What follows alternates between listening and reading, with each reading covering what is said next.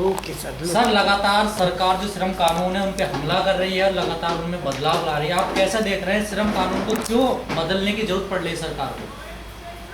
देखिए ऐसा है कि 2014 में जब ये सरकार बनी थी, वर्तमान सरकार, तो जितने भी कॉरपोरेट घराने थे उन लोगों ने सरकार के ऊपर एक दबाव बनाना शुरू किया कि भाई ये जो दो कानून है, भूमि अधिग्रहण कानून और श्रम कानून, इनमें बदलाव किया जाए।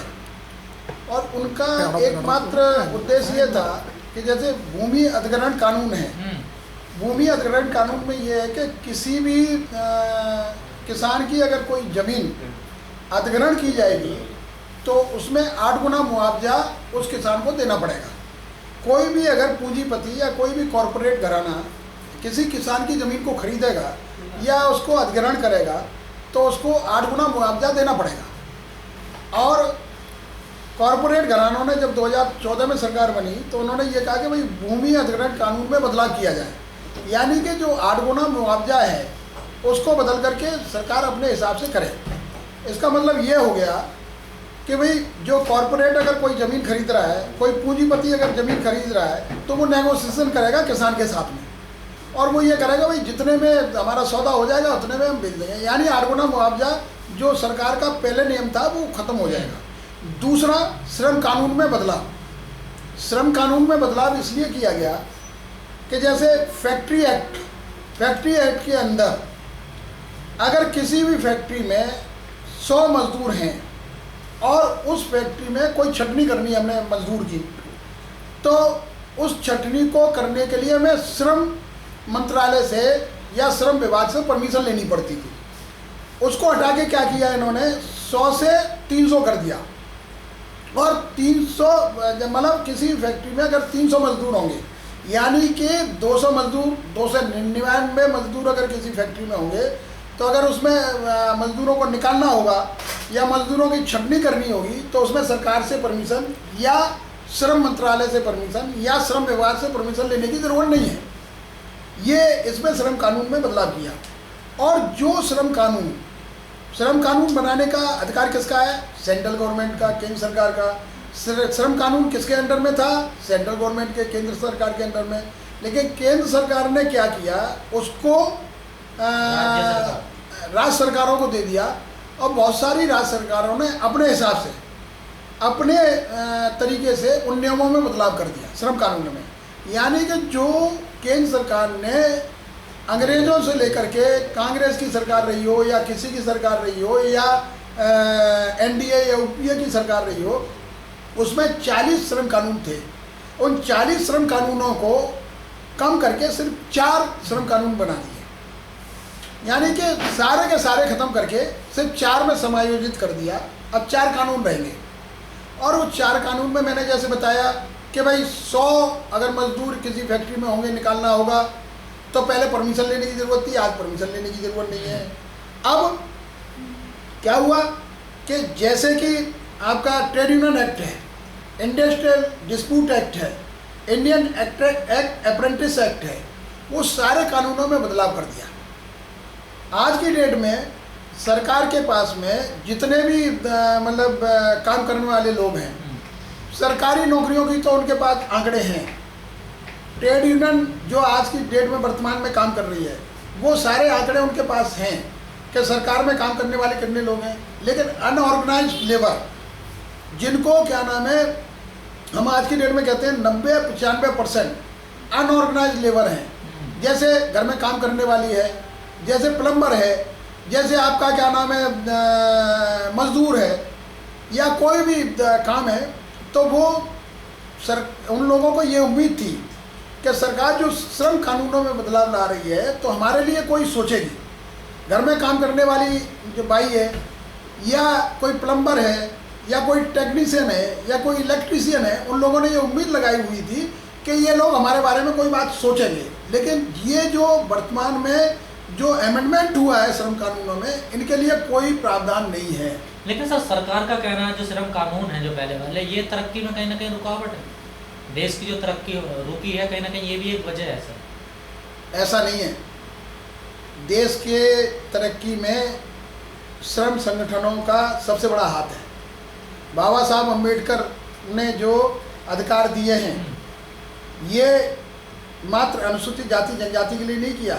बाबा साहब अम्बेडकर ने जो अधिकार, जो लड़ने की लड़ाई लड़ी थी, उन मिल मजदूरों के लिए भी लड़ा था, जो खान में काम करने वाले उनके लिए भी लड़े थे, जो कोयले की खान में काम करने वाले थे उनके लिए काम किए थे, जो नौकर पैसे लोग थे उनके लिए भी काम किए थे। क्योंकि बाबा साहब जानते थे, पहले हड़ताल करने का अधिकार नहीं था, आज अगर हड़ताल करने का अधिकार मिला है तो ये बाबा साहब डॉक्टर भीमराव अम्बेडकर की सोच है।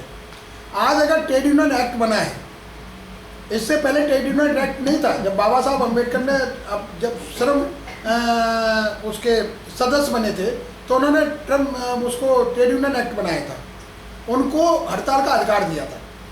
आज भारत सरकार ने बाबा साहब के बनाए हुए जो ट्रेड यूनियन एक्ट थे उसमें बदलाव करके आज जो हड़ताल का अधिकार है, जो नोटिस देने का अधिकार है, उसका समय परिवर्तन किया कि भाई 2 महीने का नोटिस होगा या 3 महीने का नोटिस होगा। पहले हम वो शॉर्ट नोटिस में, 7 दिन के नोटिस में, 15 दिन के नोटिस में हम हड़ताल पर जा सकते थे। आज हड़ताल पर नहीं जा सकता। जब हड़ताल पर नहीं जा सकते तो इसका मतलब ये है कि मजदूर अपनी बात नहीं रख सकता। इसका मतलब ये है कि जो लेबर है वो अपनी बात सरकार के सामने रख नहीं सकता। सरकार का कहना है कि छोटी-छोटी बात पे मजदूर हड़ताल करने लग जाते हैं, जिससे बहुत बड़ी दिक्कतें पड़ती। आज ये देश मजबूत हुआ है तो ये मजदूरों के अधिकार की बात है। मैं आपने बताया ना, मैंने आपको 95% अनऑर्गेनाइज्ड लेबर है, 5% ऑर्गेनाइज्ड लेबर है। तो आज ये देश का जो तरक्की हो रही है, आज ये देश मजबूत हो रहा है, तो वो अनऑर्गेनाइज्ड लेबर के बल पे हो रहा है। जैसे कि मैंने बताया, घर में बाई काम करने वाली है, अगर आपके घर में बाई नहीं आएगी तो अच्छे लोगों को कोरोना काल में रोटी बनाने की नौबत आ गई थी। अच्छे लोगों, बड़े बड़े पूंजीपति जिनके घर में बाई परमानेंट नहीं थी, जो बाहर से आती थी, बंद हो गई, तो उन लोगों ने रोटी भी बनाई, झाड़ू भी लगाया, पोछा भी लगाया, घर की सफाई भी की, और वो इतने परेशान हो गए कि कोरोना काल में ही वो हाथ जोड़ के ये कहने लग गए भाइयों से कि आप हमारे यहाँ काम करो आके। जब ऐसी स्थिति देश में होगी तो आप बताओ कैसे, क्या नाम है, सरकार कह रही है कि भाई हम मजदूरों के हित की बात कर रहे हैं। तो क्या लगता है सर, इन श्रम कानून में बदलाव करके क्या कारपोरेट घरानों को फायदा पहुंचाना चाहती है सर? यस, हमारा सीधा मतलब सवाल है कि हमने जैसे ही बोला कि भूमि अधिग्रहण कानून, जब किसानों को 8 गुना मुआवजा देना पड़ता था, आज आप 8 गुना मुआवजा नहीं दोगे, आपने नेगोशिएशन पावर दे दी। कोई किसान मजबूरी में अगर ज़मीन बेचना चाहेगा, उसको अगर पैसे की ज़रूरत है, उसको अगर बेटी की शादी करनी है या उसके ऊपर कोई तगादा है, वो ज़मीन बेचना चाहेगा और कोर्ट या पूंजीपति ये कहेगा कि मैं तो ज़मीन इतने रुपए में लूँगा, आपके 2 गुना मुआवजा दूंगा। सरकार की वो बात तो ख़त्म हो गई जो 8 गुना मुआवजा वाली थी। अब आप कॉरपोरेट के ऊपर छोड़ दिया। सपोज मान लो, मैं एक उदाहरण देता हूँ कि चारों तरफ कॉरपोरेट ने ज़मीन खरीद ली, बीच में किसी दमन किसान की ज़मीन थी और वो किसान बेचना चाहता है तो उसको औने पौने दाम में बेचना पड़ेगा, 8 गुना मुआवजा नहीं मिलेगा। तो इसका मतलब है ये एक शोषण की प्रक्रिया शुरू हुई है जिसको सरकार ने शुरू किया है। तो क्या सर, इसमें आपको नहीं लग रहा कि ट्रेड यूनियन भी थोड़ी सी मुलायम सॉफ्ट नजर आ रही है इन कानूनों में? नहीं आ रही। ट्रेड यूनियन पहले भी विरोध कर रही थी, ट्रेड यूनियन आज भी विरोध कर रही है। ट्रेड यूनियन ने विरोध करने का पूरा नियम बनाया हुआ है, उन्होंने बोला है। आप एक बात बताओ मुझे, सिंपल सी बात मैं बता रहा हूँ आपको, आज जो सरकार है उसमें कितने ऑर्गेनाइज लेबर हैं आपके पास? कितने ऑर्गेनाइज लेबर हैं आपके पास? आंकड़े हैं? नहीं, सरकार के पास कोई सरकार के पास आंकड़े हैं। क्यों नहीं है सरकार के पास आंकड़े? वो इसलिए नहीं है कि जितने सरकारी कर्मचारी हैं उतने आपके पास आंकड़े हैं। जितने अनऑर्गेनाइज लेबर हैं उनका कोई आंकड़ा सरकार के पास नहीं है। जो रेडी पटली, और उसका रिजल्ट ये हुआ, रेडी पटली वाला हुआ, रिक्शा चलाने वाला हुआ, बाई हुई घर में काम करने वाली, प्लम्बर हुआ, टेक्नीशियन हुआ, उसका कोई आंकड़ा किसी के पास नहीं है। और जब कोरोना काल में प्रवासी मजदूर अपने घर जाने लग गए डर की वजह से, तो सरकार इस आंकड़े को दे ही नहीं पाई। तो जब ये दे नहीं पाई तो इसका मतलब सरकार के पास कोई आंकड़ा इस तरीके का है नहीं। आज अगर देश मजबूत हो रहा है तो अनऑर्गेनाइज्ड लेबर के बेस पे हो रहा है।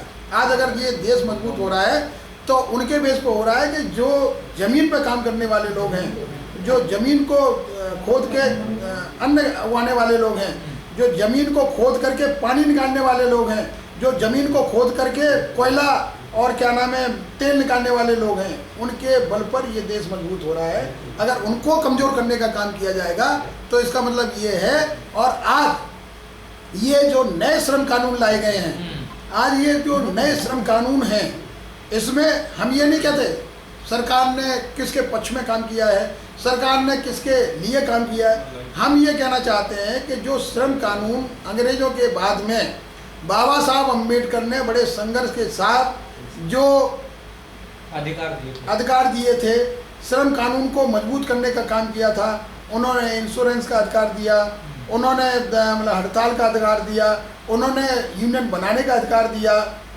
ये इसलिए दिया था कि मजदूर जो काम करने वाले हैं, चाहे वो कोयला खान में काम करने वाले हों, चाहे वो खदानों में काम करने वाले हों, चाहे वो खेत में काम करने वाले हों, चाहे वो लेबर लोग हों, उनको अपनी बात करने का मौका सरकार के सामने होना चाहिए।